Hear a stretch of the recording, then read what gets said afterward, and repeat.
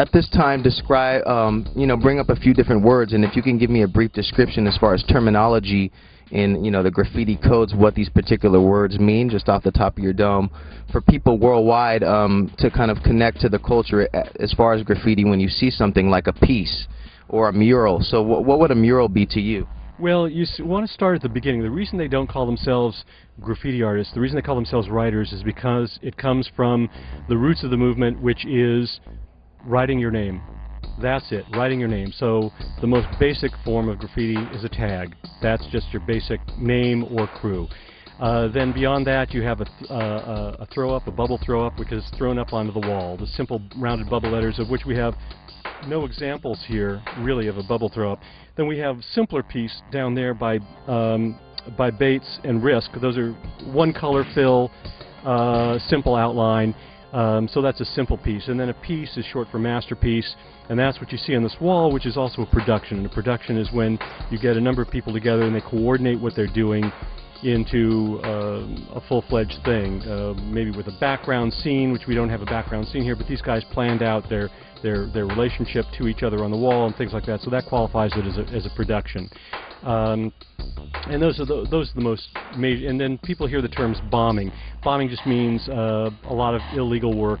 Some people think that refers primarily to throw-ups, but other people it's tags and throw-ups. And you can also peace bomb. So if you feel that a place is chill or relaxed enough and obscure enough, then you might do a really nice piece, even though it's illegal, and that's considered peace bombing. Very cool, very cool. What about the words unwritten rules? Well, that's an interesting thing because it's a lot of the veterans feel that there was a stronger sense of the code earlier.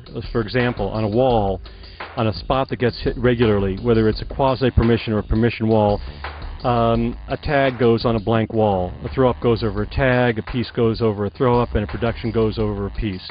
But unfortunately, a lot of kids coming up these days, they have lost the sense of understanding respect within that world, and so they think that their kind of craptastic throw-up is worthy of going over, some dope veterans piece in it, and so that's unfortunate. Also, what's unfortunate is the mural bombing around the city and on the freeways, and so most of the early veterans and the veterans today, they feel that you respect other art. Doesn't matter whether it's graffiti art or not.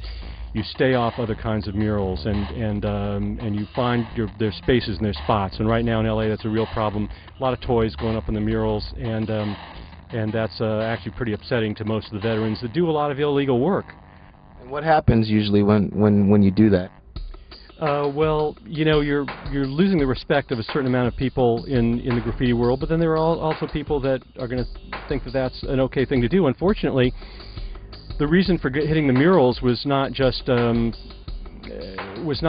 a toy, but it was also because you thought if you went on a mural, the city couldn't cover it over. But the city is starting to cover over the whole murals now, and that's really kind of tragic. And that's because of kind of knucklehead kids that don't understand where it's at.